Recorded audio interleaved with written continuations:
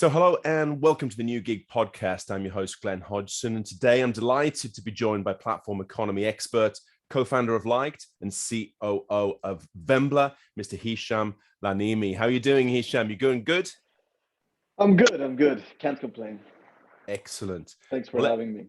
Well, it's a pleasure to have you here. And let's kick things off basically just by sort of talking a little bit about your deep and broad experience in the platform and gig economy, as well as the new ventures that you're involved in at the moment.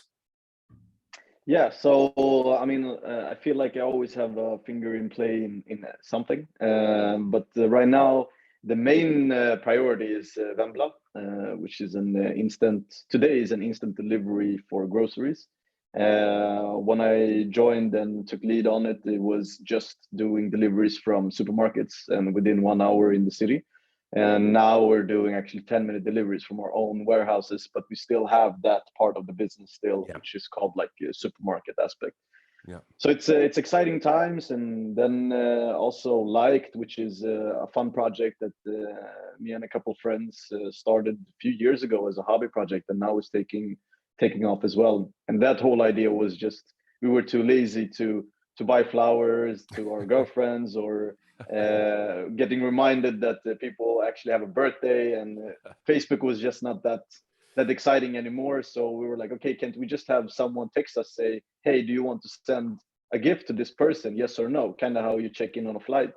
And now we have an app for it too, so where you're synced to your phone book and your and the APIs that we have here in Sweden, so you don't need to input anything. You just add which friends you want to on your list, who you want to get reminded, and then send them flowers or ice cream or something like that in like 2 clicks. So lazy stuff, but it works. So making life easier for everyone, though, Hicham, at the same time. So that's a great development, I think. And just give us a little bit about the background as well, how you got into sort of the platform and gig economy, because you've been working with a number of players over a number of years.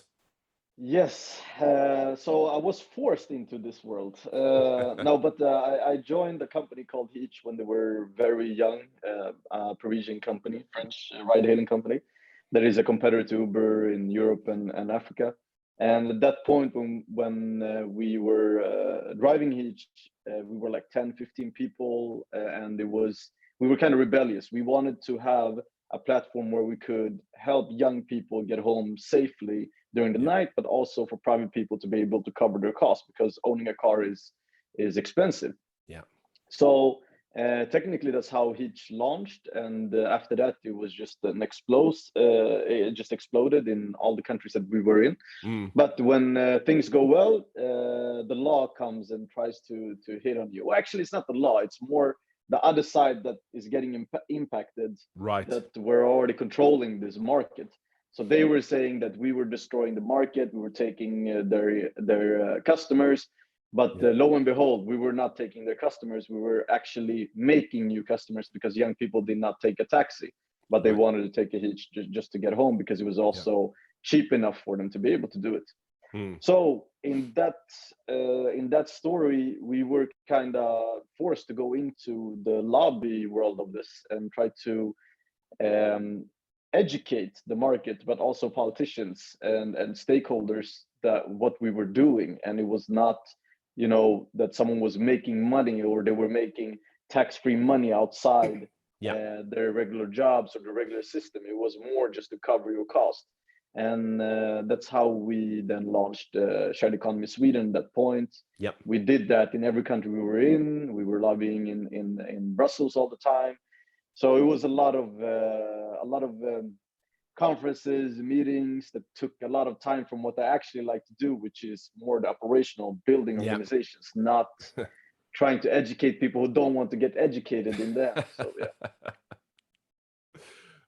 Fully understand on that piece. And well, let's move forward to the present day. And of course, this thing we're calling quick commerce, instant delivery, which has become very big, very important. More people are using it from the consumer side, but of course, from a business perspective, it's also a growing trend. So talk us through a little bit about that and how it's disrupting the traditional way of working. Yeah, so I mean, You've had deliveries blowing up kind of in the last 10 years. You had Deliveroo, Foodora, all of these that are coming and doing the delivery from restaurants and helping restaurants, and it's worked really well during COVID for them. And it's also a blessing in disguise for the restaurants as well. But if you look back to the late 90s and 2000s, you had companies try to do this. But at that point, you had no smartphones. You had like Nokia's and Sony Ericsson's and so on. And you can't really have a nice user experience. You can't really build a nice loyalty. It's not just that you didn't have smartphones. People didn't even have internet access. Like it was really like a luxury thing to have at that point. And then you fast forward to 10, 15 years, you have billions of people who have smartphones. You have billions of people who have access to internet. And all of a sudden, this idea that was tried out in the late 90s, 2000s, it would have worked so well today, which it does because we're doing it and everyone else is trying to do it. But at that point, they were just too early. And this is the typical thing when it comes to startups. It's like the timing. You either are good at you're doing or you're not, or you're missing on the timing. These are like the two different big aspects when it comes to this. So, and also one very important thing is also the technical aspect. Like when you're coding today, it's so much easier than it was 10 years ago. Like everything is on the internet. There's libraries for everything. You can actually build your own app if you're technically experienced in 2-3 weeks and launch something like this. But then after that, it's operations and finances and so on. But that is, I think, the biggest difference. And what we see is that it's this instant gratification. It's like you actually have to like look at why people are want this instant gratification. It has nothing to do with the instant delivery or groceries. It has to do, if you look at social media, like Instagram is like the crack cocaine, like there is a heroin for people to get these likes. And when people are getting used to these likes, it's just like, I want more. And then they're looking for, where can I get more? Same with like dating apps. When you're just swiping and you're matching with people, it's never been easier to date today than it was before.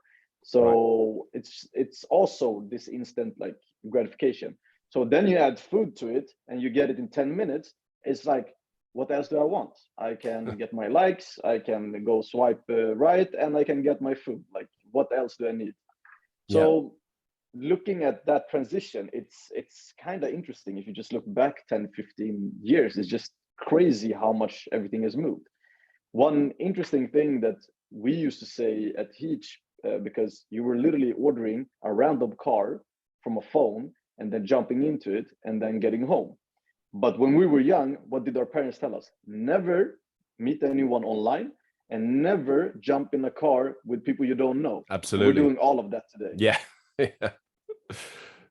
No, this is the real developments that we're seeing at the moment and coming through that. And, you know, what does it mean for when we're thinking about sort of the way in which the world has changed, the way in which technology and digitalization has affected everyday life? What does it mean for us as individuals and also consumers? But what does it also mean for sort of companies and businesses? How do they need to adapt to this disruption within the marketplace? That's it's kind of an explosive question because companies they had their chance. I mean, if you didn't adapt when you had the chance, you will lose, and you already look at a lot of companies have lost because they're not adapting. So it is that you just need to wake up. Like, this is happening. Like either you try to understand what is happening or you don't want to understand it. And it's same from a consumer side as well. Like, we need to also understand what is really going on. What is my behavior?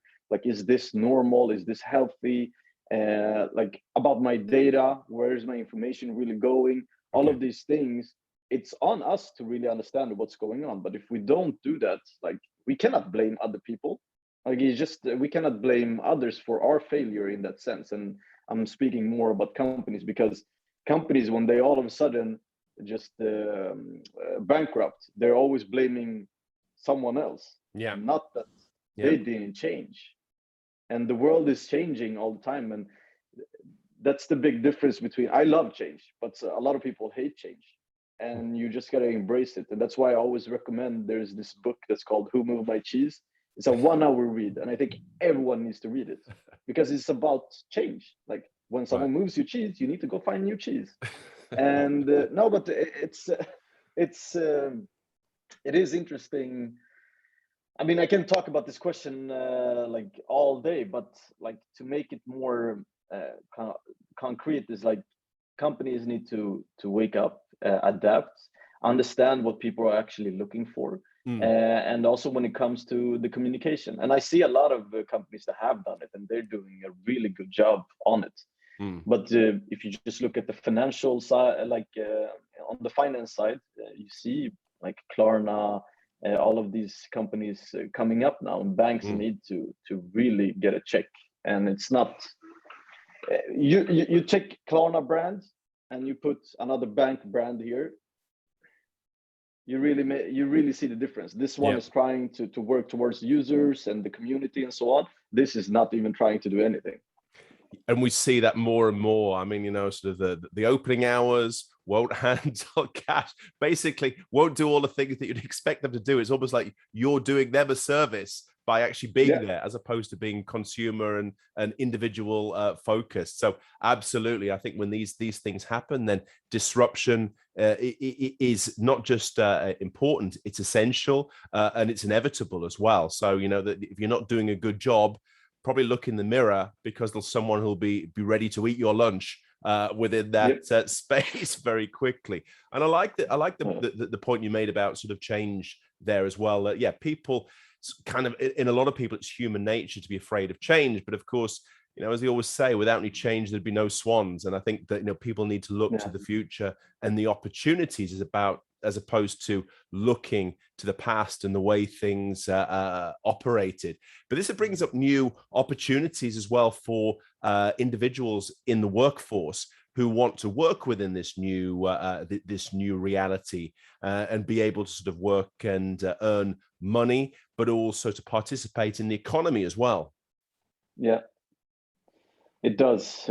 And you can even see that people are even happier when they have these kind of jobs or gigs or whatever you want to call them. And yes, I do agree that it needs to be regulated in some way, but not regulated in a way where you kill this kind of innovation, because that's not going to help. Then people are just going to find loopholes. They're going to start companies outside the country and still do it, and then you won't be able to catch them and so on. So try to I think that was the challenge for me when I was at Heetch still. Like, I tried to have open dialogues with every authority, and some didn't even like welcome me to their building. Like, there was just like, when they saw me, it was like, oh my God, this is the devil. It's like, what? I'm just trying to have a conversation to see where can we meet, because we're trying. Like, at least we're trying.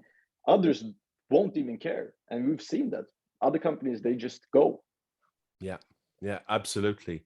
And I think this is one of the real challenges and barriers, whatever you like to call it, Hicham, at the moment, is the fact that there's a lot of the decision makers, politicians, and people who are who have skin in the game with the current setup, almost want to force this digitalization and this new movement into a kind of framework that was made for 1940s, 1950s working life, but also the way the industry was. And they haven't really understood the changes that are in place. And it's kind of too much of a mental effort almost to be able to sort of redesign everything. It's almost easier just to try and push this into an old framework, which is not really applicable anymore, because no one really knows what to do. And I think that goes down to your point as well about the lack of willingness to engage and really understand what's happening at the moment as well. Yeah, I mean, one of the worst things I know is, and it's very popular to say it here in Sweden, it's like, it was better before. I was like, how was it better before? I don't understand it. Like, maybe for you, but not for me. Like, I don't like, and not for many people. So Mm. that is, I think that is the first thing, is like people always get stuck in like, oh, this charming past and so on. It was like, it was not that charming. A lot of people had like a really tough time. Like, thanks to Yeah. the internet now, people are actually getting educated that had not the chance to get educated, actually getting job that did not have a chance to get a job, Yeah. actually getting wealthy, that it was only like selective people in the world that could actually get wealthy at that point. Now anyone can do it. So let's take advantage of this beautiful thing. And Yeah. also, another thing is that if we look at what has happened in the last 10 years, people will get, if they're still stuck, they will get shocked in what's going to happen in the next 10 years. And even Absolutely. when I met some 40, 50-year-old person, and they were asking me like, oh, what do you do, blah blah. And we got into self-driving cars and self-driving buses Mm. and so on. They're like, no, that sounds like a movie, that will never happen. I was like, you're already sitting on a self-driving plane, train, boat, like all of these things. I was like, why wouldn't it be on a car, with a car as well? And they're like, Yeah. yeah, maybe you're right. So I think sometimes also you need to like give them some examples, and then they understand that things can happen, Mm. and it will happen. But going back to politicians and regulation when it comes to the platform economy, I know that this is the typical system, is working 9 to 5, Yeah. right? This is like you clock in 9, you leave at 5. I don't know who actually made this up, to be honest, because this is so weird. It's like Yeah. the world I've been in the last 10 years. It's like there is no 9 to 5. It's either you can actually work 9 to 10 or 9 to 12, as long as you get your job done. And no Yes, one really absolutely. tells you like you need to be there 9 to 5, or this is your working hours. And I really truly believe that the new generation that is coming, or the generation after that, they won't even know what 9 to 5 is. They're like, Mm. what is this? Is this something we read in our history books? It does.